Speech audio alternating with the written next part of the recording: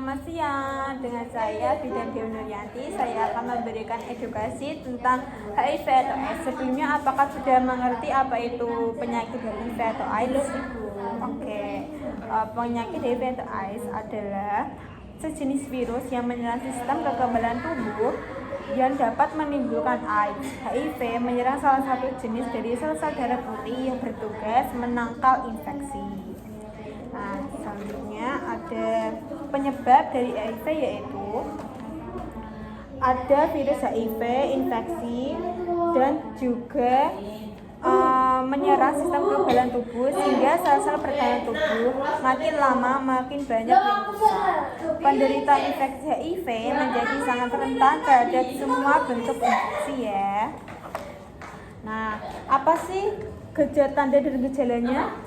Gejala awal yaitu mirip seperti gejala flu, demam, batuk dan sesak nafas, penurunan BB sampai 10%, pengembangan kelenjar di leher, dan gejala akhirnya ada radang pada paru-paru, radang saluran pencernaan, radang karena jamur di mulut, kanker kulit, gangguan susunan saraf, dan TBC ya.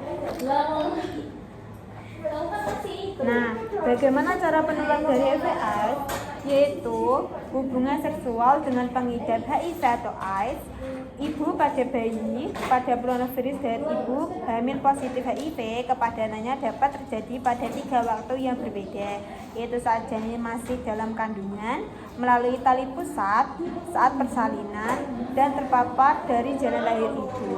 Nah, ketika ada darah dan produk yang tercemar HIV atau AIDS, alat-alat untuk menoleh kulit, yang terakhir menggunakan jarum suntik secara bergantian.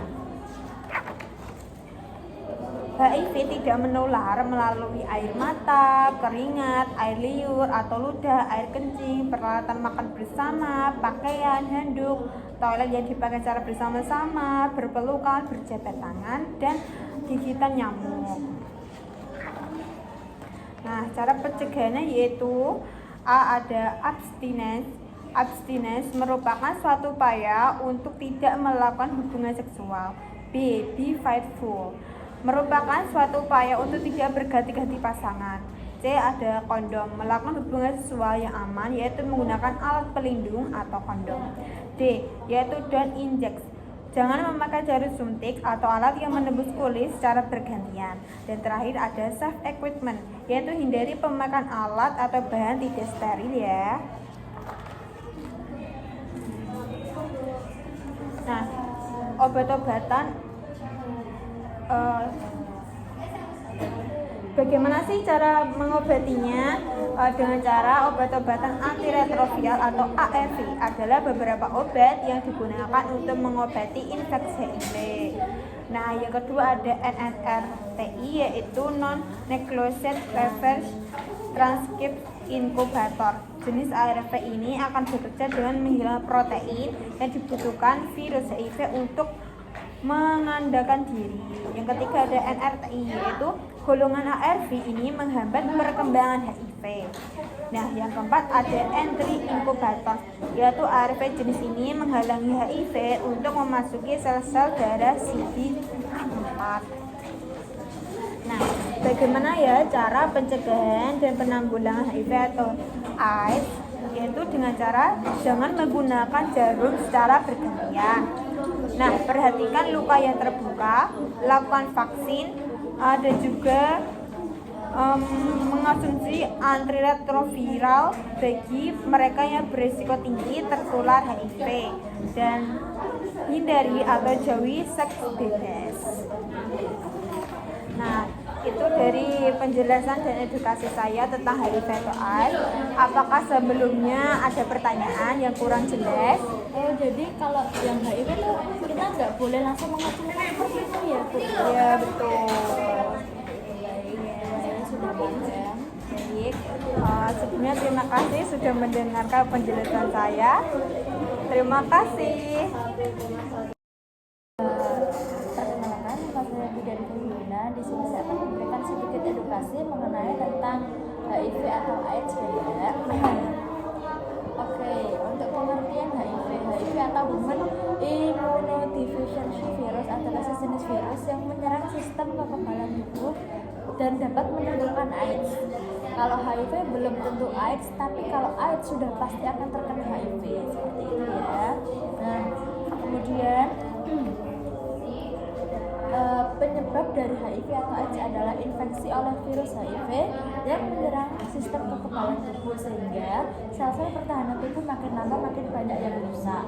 Penderita infeksi HIV menjadi sangat rentan terhadap semua bentuk infeksi, seperti itu. Jadi kayak mudah gampang penyakitan dan tertular virus.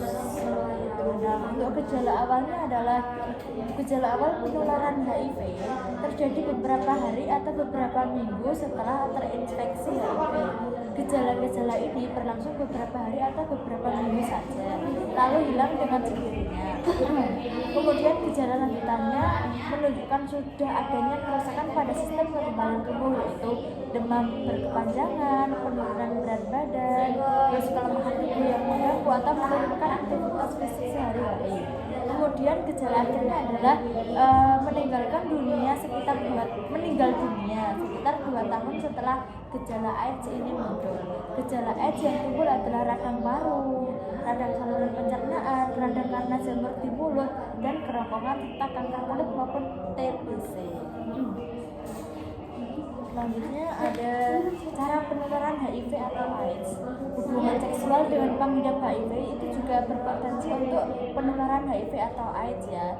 Seperti hubungan seks secara vaginal, anal, dan oral dengan penderita HIV tanpa perlindungan bisa menularkan HIV.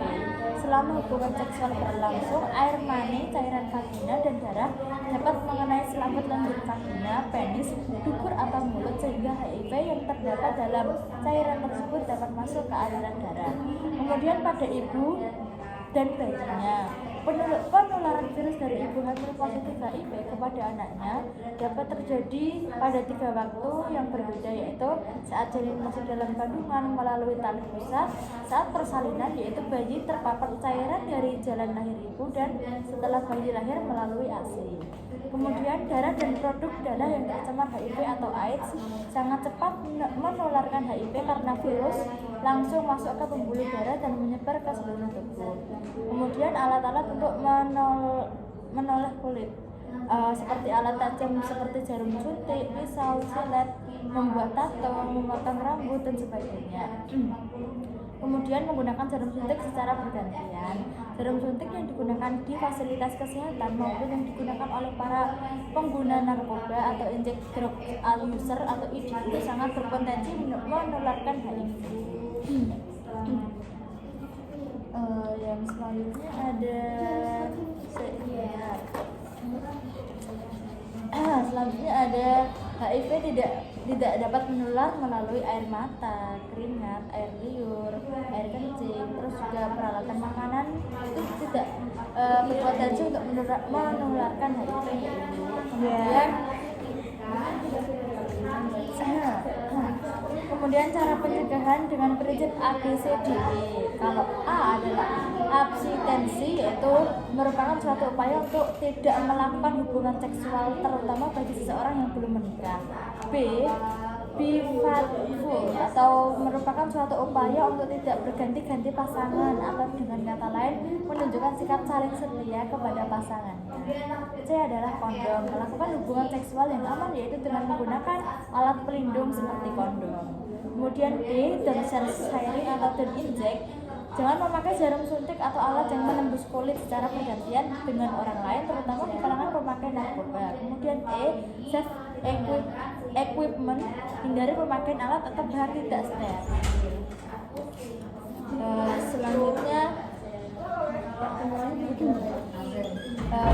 Selanjutnya adalah protase inhibitor.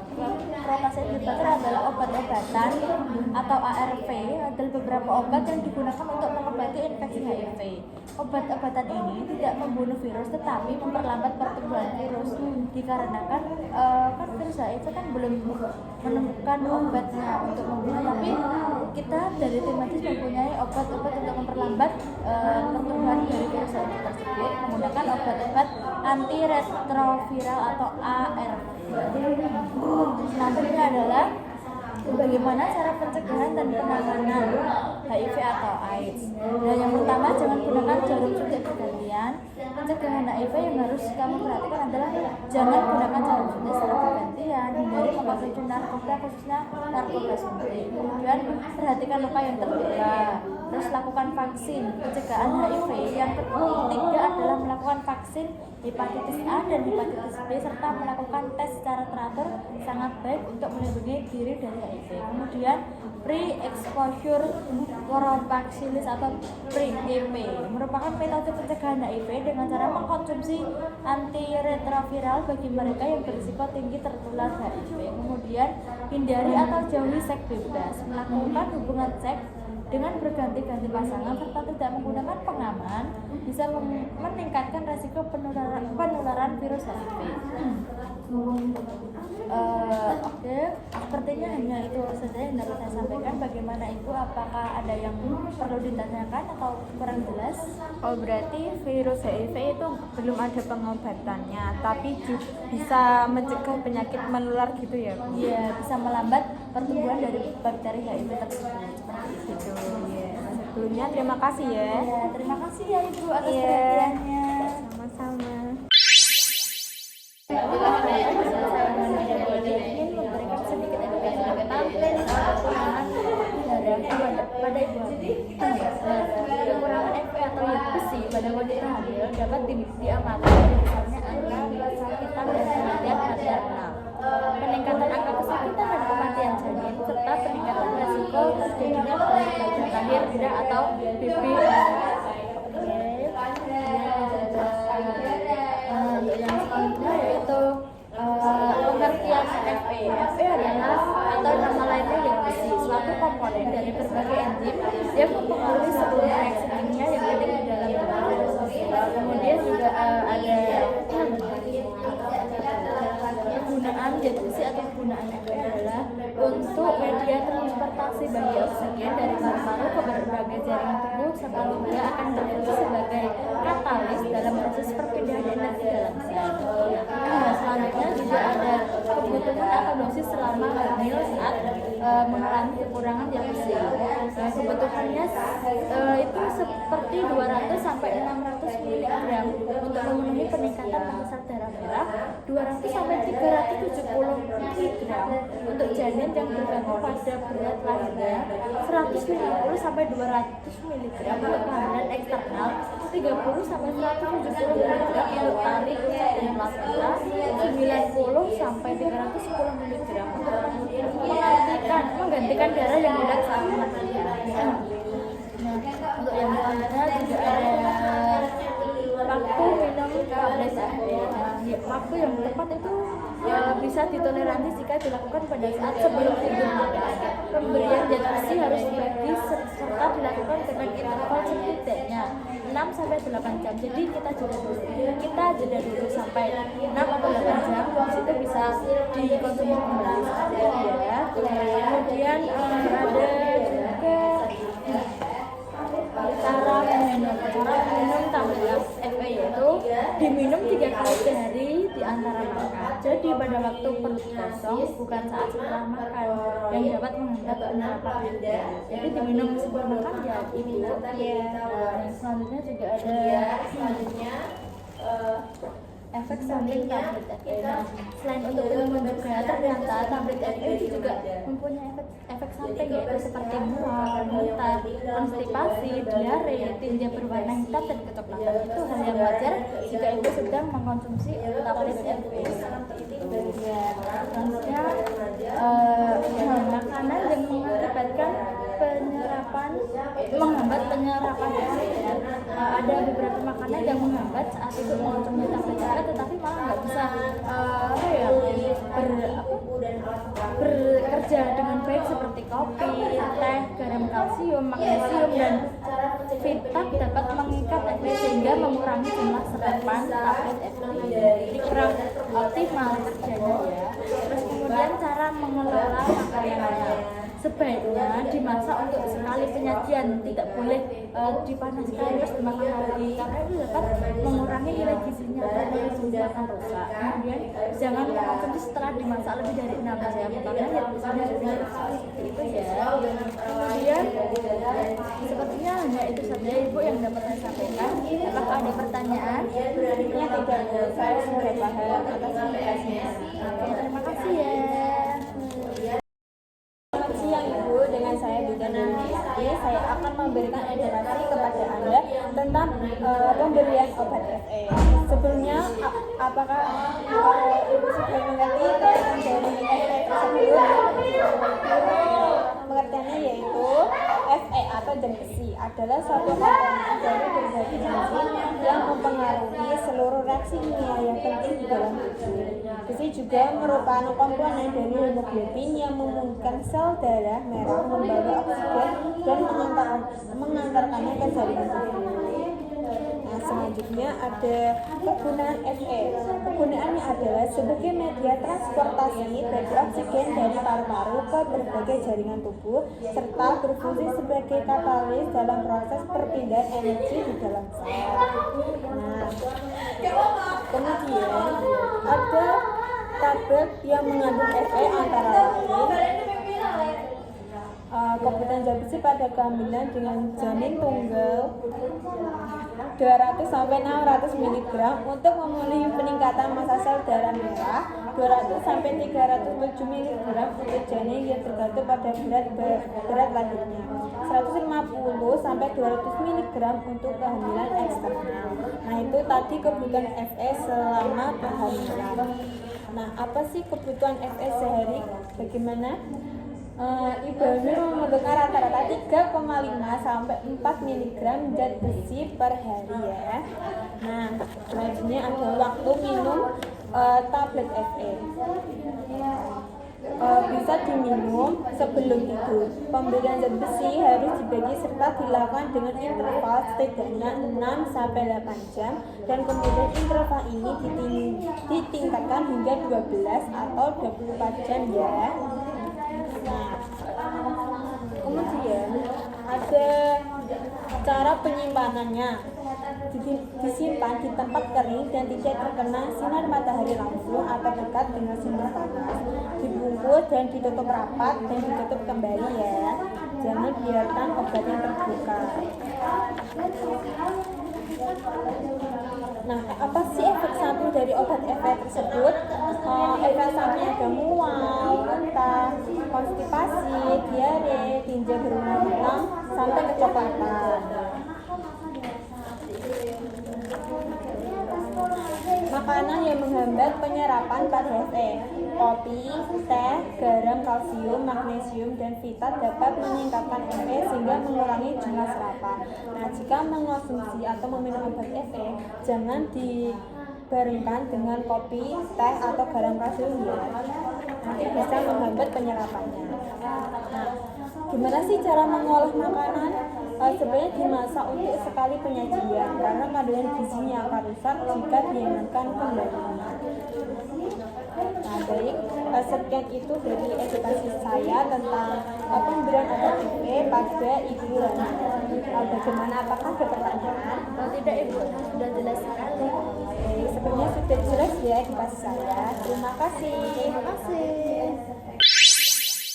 Permisi Mbak, di sini saya akan memberikan sedikit edukasi tentang kesehatan reproduksi pada wanita pada Dan kesehatan reproduksi sendiri adalah suatu keadaan fisik, mental, dan sosial yang utuh. Bukan hanya bebas dari penyakit, kecacatan, dalam segala aspek yang berhubungan dengan sistem reproduksi, fungsi, serta prosesnya. Terima kasih. Remaja penting banget untuk menjaga kesehatan reproduksi mereka agar kesuburannya tetap terjaga sehingga dapat menghasilkan keturunan.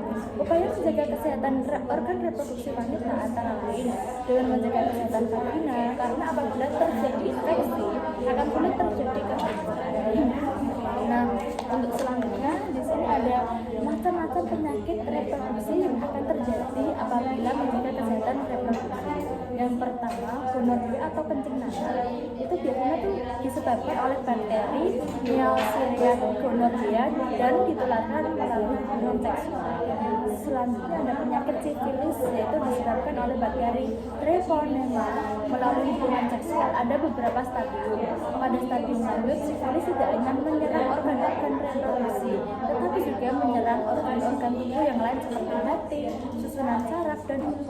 Kemudian ada penyakit herpes genital, yaitu disebabkan oleh virus herpes simplex serotyphoid melalui hubungan seksual. Selain menyerang organ reproduksi laki-laki dan perempuan, juga menyerang kulit kita. Dan selanjutnya ada keputihan atau fleur albus, disebabkan oleh parasit. Penyakit ini menyukai lingkungan yang mengandung gula dan hangat. Jamur ini sangat sering ditemukan pada wanita hamil dan penderita diabetes. Selanjutnya ada penyakit AIDS, disebabkan oleh virus HIV atau human immunodeficiency virus. Sampai sekarang penyakit mematikan ini belum ada obatnya ya. Jadi sangat berbahaya sekali penyakit AIDS ya. Selanjutnya, jagalah kesehatan reproduksi pada mbaknya, seperti pakaian dalam atau celana dalam diganti minimal 2 kali sehari, terus kemudian menggunakan celana dalam berbahan menyerap keringat, pakai handuk yang bersih, kering, tidak lembab dan bau. Kemudian bagi wanita, setelah buang air kecil, cara cebok yang benar dari arah depan ke belakang ya, agar kuman dari anus tidak ikut masuk ke organ reproduksi. Kemudian kalau untuk pria, dianjurkan disunat atau gigitan agar terhindar dari kanker penis dan kanker lahir rahim pada istrinya. Seperti itu ya. Oke, itulah sedikit edukasi yang dapat diberikan Mbak. Semoga bermanfaat. Terima kasih. Terima kasih Mbak atas edukasinya. Halo Mbak, saya di sini akan memberikan edukasi tentang kesehatan reproduksi bagi remaja. Nah, apa sih kesehatan reproduksi itu? Yaitu kesehatan reproduksi yang menurut WHO adalah suatu keadaan fisik, mental, dan sosial yang umum, bukan hanya bebas dari penyakit, ketetapan, dalam segala aspek yang berhubungan dengan sistem reproduksi serta prosesnya. Nah, selanjutnya, agar kesuburan tetap terjaga sehingga dapat menghasilkan keturunan. Upaya apa sih untuk menjaga kesehatan reproduksi wanita? Dengan menjaga kesehatan vagina, apabila terjadi infeksi akan sulit terjadi kehamilan. Macam-macam penyakit reproduksi apa saja sih? Yaitu pertama ada gonorrea atau kencing halaman. Yang kedua ada sifilis atau bakteri Treponema melalui hubungan seksual. Ketiga ada herpes genital atau virus herpes simplex serotyphoid yang melalui hubungan seksual juga. Nah, yang keempat ada keputihan. Yang kelima ada AIDS disebabkan oleh virus HIV. Nah, upaya untuk menjaga kesehatan reproduksi antara lain bisa pakaian dalam dan celana dalam diganti minimal 2 kali sehari ya. Yang kedua ada menggunakan CD berbahan menyerap keringat. Yang ketiga ada pakai handuk yang bersih, kering, tidak lembab atau bau. Yang keempat ada bagi wanita setelah buang air kecil, cara cebok yang benar dan tepat. Yang kelima untuk pria dianjurkan disunat atau digigitan untuk mengurangi kanker penis dan kanker leher rahim pada istrinya. Nah, berikut adalah edukasi dari saya tentang kesehatan reproduksi. Bagaimana, apakah ada pertanyaan? Oh tidak Mbak, Sudah jelas ya? Oke, baik, terima kasih.